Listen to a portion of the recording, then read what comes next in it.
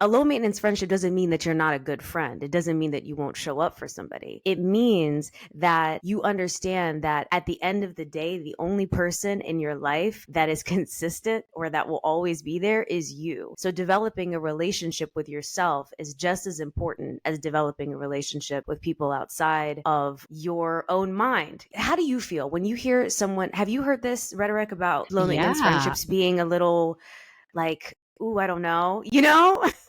We're really getting into it. Let me tell you the truth. In my Yes. experience, after experiencing burnout and I was kind of rejigging my relationship, I was discovering my relationship with myself or to myself. And with that, obviously, I was kind of looking at all the relationships around me and specifically my friendships, where I was like, the way that things are isn't working for me. I was showing up as a people pleaser in almost all of my relationships. So I knew that I had to reset them. As I started to reset my relationships, I noticed that some people were uncomfortable with it because I was now requiring this level of space that I hadn't advocated for in the past. I've understood that a lot of my friendships and a lot of friendships out there in the mainstream are actually quite codependent. I was just like, this isn't working for me anymore. And I think what I've done is actually to untangle myself from codependency in my friendships. So it started with me taking a lot of space and then reintegrating into those friendships.